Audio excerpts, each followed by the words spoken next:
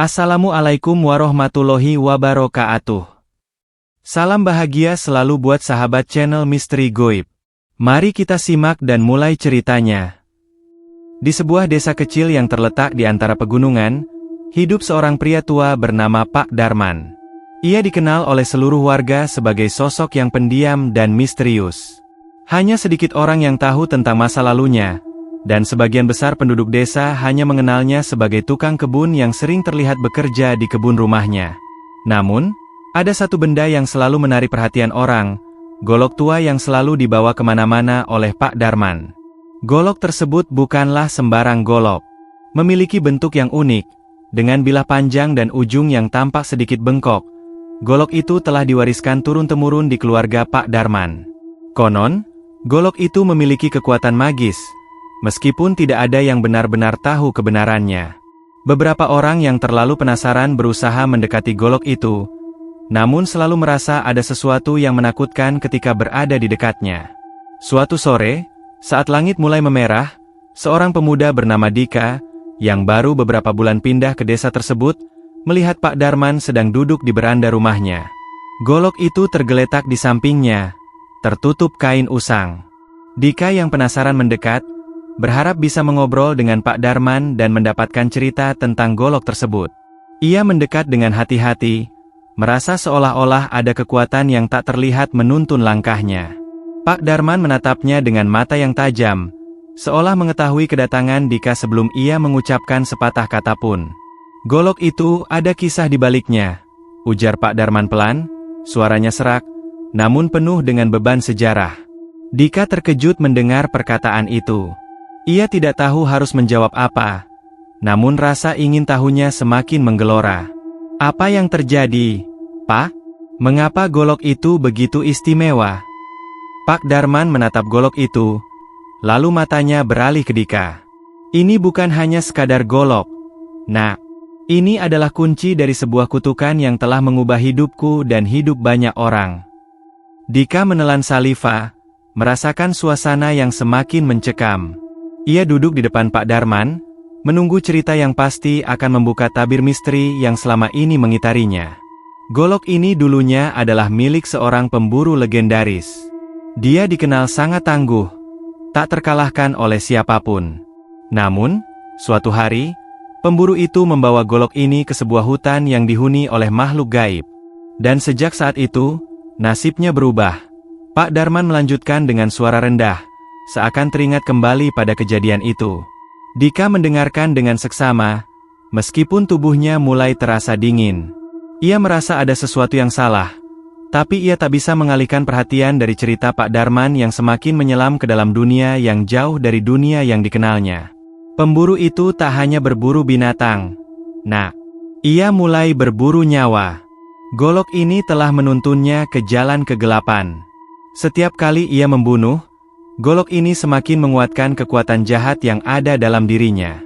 Hutan itu, tempat ia mendapatkan golok ini, ternyata bukan hanya sekadar hutan biasa. Ia adalah tempat di mana roh-roh jahat dipenjara selama berabad-abad, ujar Pak Darman dengan suara bergetar. Dika merasa hawa dingin semakin menyelimutinya, dan seakan ada angin berhembus meski tidak ada angin yang terlihat. Ia merasa seolah-olah ada yang mengawasinya, dan rasa takut mulai merayap ke dalam dirinya. "Apa yang terjadi pada pemburu itu?" tanya Dika, suara hampir berbisik. Pak Darman terdiam beberapa saat, matanya menatap kosong ke depan, seperti sedang mengingat masa lalu yang sangat kelam. "Ia hilang, Nak. Hilang bersama golok ini. Tidak ada yang tahu apa yang sebenarnya terjadi padanya. Tapi ada satu hal yang pasti, siapapun yang memiliki golok ini akan merasakan kutukannya." Dika menelan ludah, ia bisa merasakan kegelapan yang menelusup ke dalam ceritanya. Pak Darman melanjutkan, namun kini dengan suara yang lebih pelan dan berat. "Setiap orang yang mencoba melepaskan diri dari kutukan golok ini akan kehilangan jiwa mereka. Ada yang hilang tanpa jejak, ada pula yang mati dengan cara yang sangat mengerikan. Saya sendiri sudah terjebak dalam kutukan ini, Nak. Saya adalah keturunan terakhir dari pemburu itu." Dika merasa ada sesuatu yang sangat salah. Ia ingin bangkit dan pergi, tetapi tubuhnya terasa kaku. Semua kata-kata Pak Darman bagaikan mantra yang mengikatnya. Tapi, golok itu bukan hanya milikku sekarang, Nak. Itu milikmu juga. Dika tersentak. Ia menatap Pak Darman dengan mata terbuka lebar. Apa maksudnya, Pak? Pak Darman hanya tersenyum samar. Senyum yang tidak ada kebahagiaan di dalamnya. Golok ini tidak akan pernah meninggalkan pemiliknya. Dan kini, golok ini sudah terikat padamu.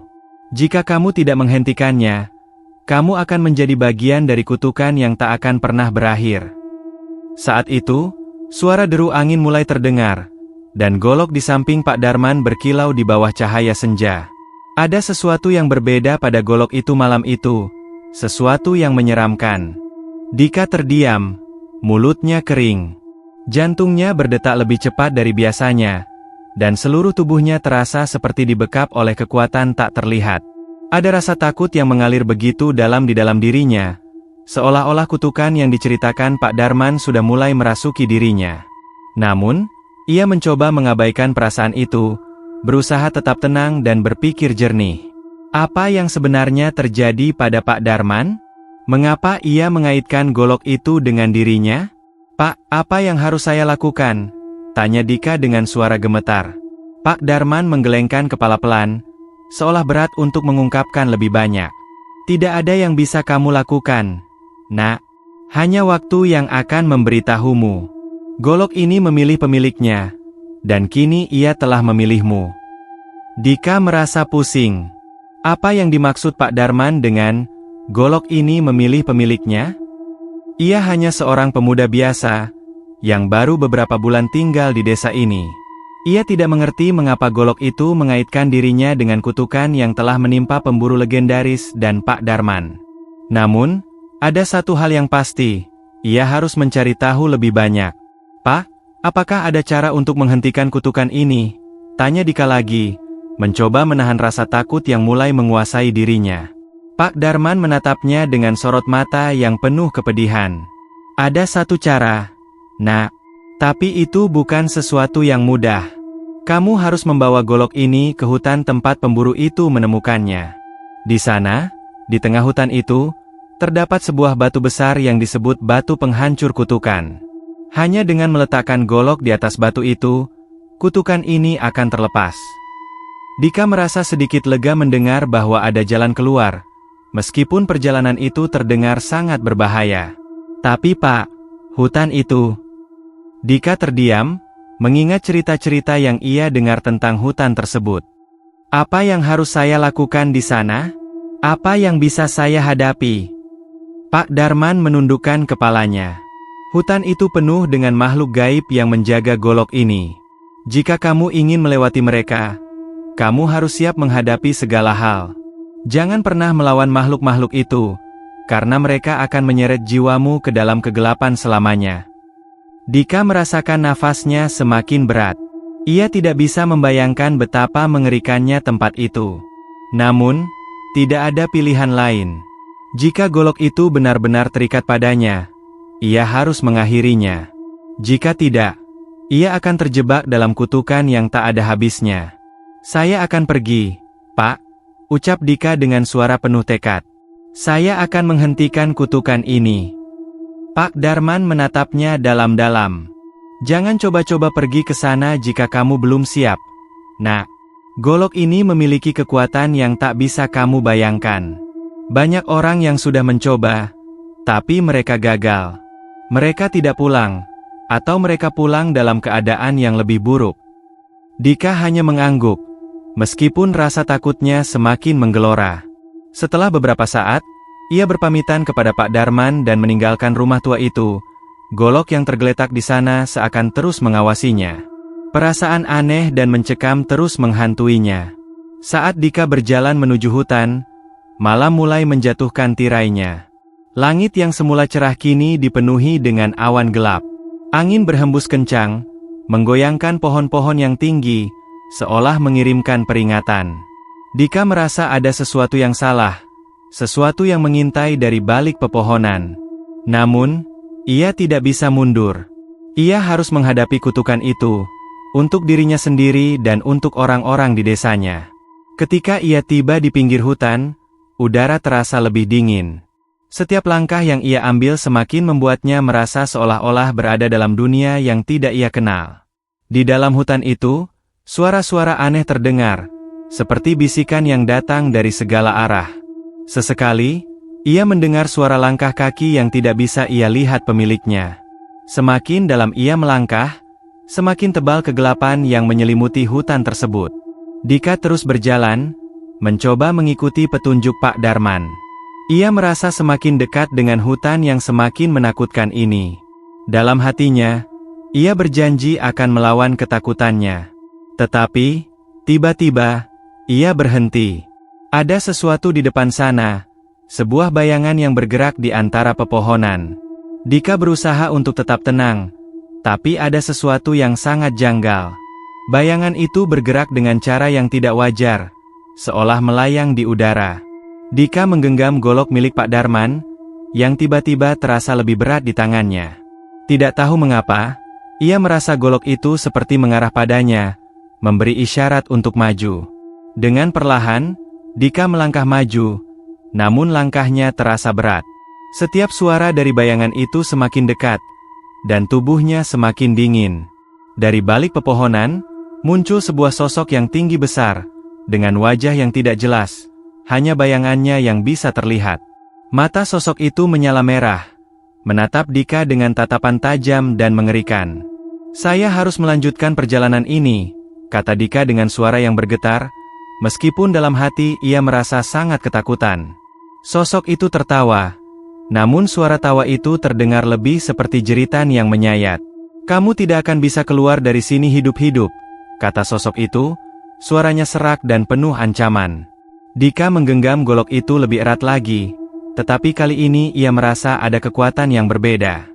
Golok itu bagaikan hidup, seperti ada tangan yang ikut memegangnya. Tiba-tiba, tanpa peringatan, sosok itu bergerak maju dengan kecepatan yang tak bisa Dika hindari. Namun, sesuatu yang tak terduga terjadi. Golok yang ia pegang tiba-tiba bersinar dengan cahaya merah yang sangat terang, mengeluarkan suara yang seakan menggetarkan tanah. Sosok itu terhenti sejenak, lalu mundur dengan cepat. Dika merasa, entah bagaimana, golok itu melindunginya. Dika terdiam, tidak percaya dengan apa yang baru saja terjadi. Golok itu, yang semula terasa seperti benda biasa, kini tampak lebih dari sekadar senjata tua. Cahaya merah yang menyinari hutan membuat suasana semakin mencekam, namun ada rasa aneh dalam diri Dika. Sebuah kekuatan yang datang dari dalam golok itu, seolah memberi peringatan kepada makhluk yang menghalanginya. Sosok besar itu mundur perlahan, namun matanya masih memandang tajam ke arah Dika, seolah tidak puas dengan apa yang baru saja terjadi. Dika bisa merasakan ketegangan di udara. Bayangan itu bergerak ke samping, menghilang di balik pohon besar. Namun, Dika tahu, sosok itu belum pergi. Ia masih ada di sana, mengawasi dari kegelapan. Meskipun ketakutan terus merayap di dalam dirinya, Dika tahu ia tidak bisa mundur. Ia melangkah maju, menggenggam golok yang semakin terasa berat, namun juga semakin kuat. Dengan setiap langkah, cahaya merah dari golok itu semakin menyala lebih terang, seolah memberi jalan.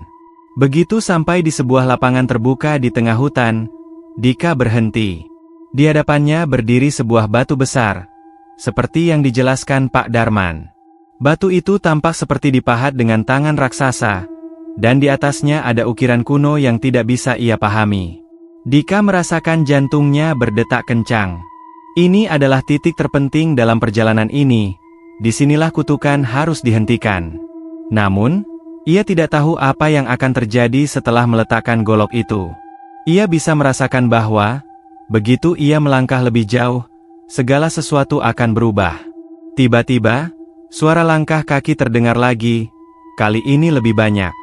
Dika menoleh, dan di antara pepohonan muncul lebih banyak sosok, semua dengan mata merah menyala. Mereka bergerak dengan gerakan yang tidak manusiawi. Langkah mereka hampir seperti bayangan yang menyelip di antara dahan-dahan pohon. Dika bisa merasakan hawa dingin yang semakin mencekam saat mereka mendekat. "Apakah kamu benar-benar yakin, Nak?" suara berat Pak Darman terngiang di telinganya. Suara itu datang seperti gema, seolah ada peringatan terakhir sebelum Dika terjebak dalam kutukan yang lebih buruk. Sosok-sosok itu semakin mendekat, dan Dika tahu waktunya sudah tiba. Dengan satu gerakan cepat, ia mengangkat golok dan melangkah menuju batu penghancur kutukan. Setiap langkahnya terasa semakin berat, seolah ada tangan tak terlihat yang mencoba menariknya kembali. Cahaya dari golok semakin kuat, dan Dika bisa merasakan getaran aneh dalam udara, seakan energi tak terlihat mengalir ke arah golok tersebut. Akhirnya, Dika tiba di batu besar itu. Tanpa ragu, ia meletakkan golok di atas batu tersebut. Begitu golok itu bersentuhan dengan batu, seluruh hutan seakan bergetar. Angin berputar kencang, dan cahaya merah dari golok memancar begitu terang, menyilaukan mata. Dika menutup mata untuk melindungi dirinya dari cahaya itu, tapi suara yang mengerikan mulai terdengar. Suara jeritan yang mengerikan, seperti teriakan jiwa-jiwa yang terperangkap dalam kutukan ini. Suara itu bagaikan datang dari bawah tanah, menggema melalui tanah dan batu. Sosok-sosok dengan mata merah itu berhenti bergerak, tanpa terhenti oleh kekuatan yang muncul dari batu itu. Tetapi, Dika tahu bahwa mereka tidak akan berhenti begitu saja. Kutukan ini sangat kuat, dan ia masih belum bisa merasakan apakah kutukan itu benar-benar akan terhapus. Tiba-tiba, tangan besar dan gelap muncul dari dalam batu, menjalar keluar seolah mencoba menarik golok itu kembali. Dika merasa ada kekuatan luar biasa yang mencoba merampas golok dari tangannya.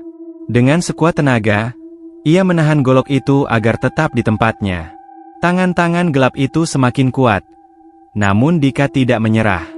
Ia tahu, ini adalah saat terakhir untuk menghentikan semua ini. Jangan lepas! Jangan lepas! Dika berteriak pada dirinya sendiri. Matanya terpejam erat. Segala tenaga yang ia miliki ia kerahkan untuk mempertahankan golok itu tetap di atas batu. Akhirnya, dengan satu ledakan cahaya yang sangat terang, golok itu terbenam ke dalam batu. Suara jeritan yang mengerikan itu semakin keras, dan tiba-tiba, hutan itu menjadi sunyi. Semua sosok dengan mata merah itu menghilang seketika, dan angin yang sebelumnya berputar kini berhenti. Keheningan yang mencekam menyelimuti tempat itu, dan Dika, meskipun sangat lelah, merasa ada perubahan yang besar terjadi.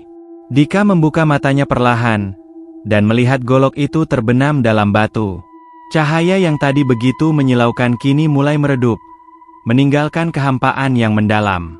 Sosok-sosok yang mengerikan itu sudah menghilang, dan suara jeritan yang menakutkan itu pun lenyap. Namun, Dika tahu, perjuangannya belum selesai. Ia merasakan ada sesuatu yang mengalir dalam dirinya, sebuah kekuatan yang berasal dari golok itu. Kekuatan yang kini terikat padanya, mungkin lebih kuat dari sebelumnya. Meski ia berhasil menghentikan kutukan ini, ada satu pertanyaan yang masih menggantung di benaknya. Apa yang akan terjadi sekarang? Apakah golok itu benar-benar sudah terlepas dari kutukannya? Ataukah, pada akhirnya, ia telah terikat seumur hidup dengan kekuatan yang tak dapat ia kendalikan? Sementara itu, angin yang semula tenang kembali berhembus, membawa perasaan yang aneh. Dika merasa ada sesuatu yang baru muncul dalam dirinya, dan ia tahu bahwa perjalanan ini baru saja dimulai. Dalam keheningan hutan yang kembali normal, Dika memandang ke arah batu besar itu, dan hatinya penuh dengan pertanyaan, apakah ini akhir dari kutukan, atau awal dari sesuatu yang jauh lebih gelap?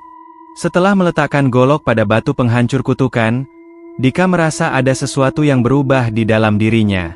Seluruh tubuhnya terasa lelah, seolah-olah energi hidupnya terkuras habis dalam perjuangan itu.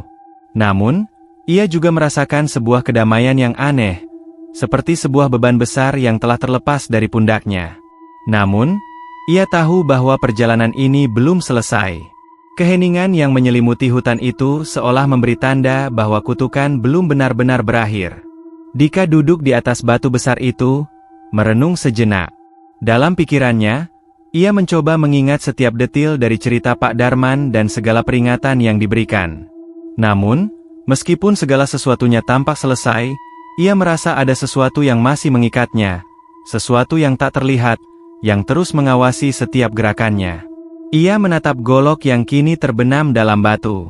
Meski cahaya merahnya telah meredup, golok itu tetap terlihat misterius, seolah menyimpan kekuatan yang tidak akan pernah benar-benar hilang.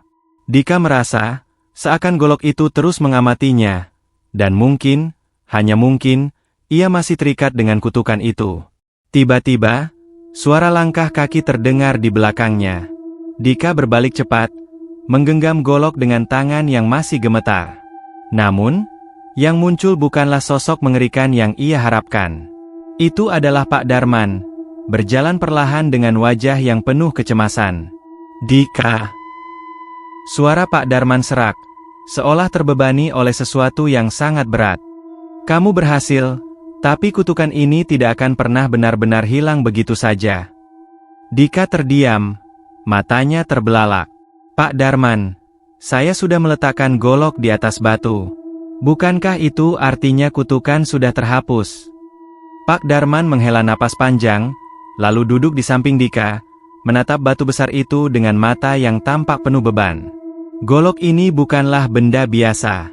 Ia bukan hanya mewakili kutukan, tapi juga sebuah kekuatan yang telah lama terikat dengan dunia ini. Meletakkannya di batu itu memang membuat golok ini kehilangan sebagian dari kekuatannya, tetapi kutukan itu masih ada di dalam dirimu. Dika merasakan dingin yang tiba-tiba menyerang tubuhnya, meskipun udara di sekitar terasa sejuk. Maksud Pak Darman? Tanya Dika, merasa ada yang tidak beres. Golok itu telah terikat dengan jiwa-jiwa yang ada di dalam hutan ini, dan juga dengan jiwa-jiwa yang telah jatuh dalam kutukan selama berabad-abad.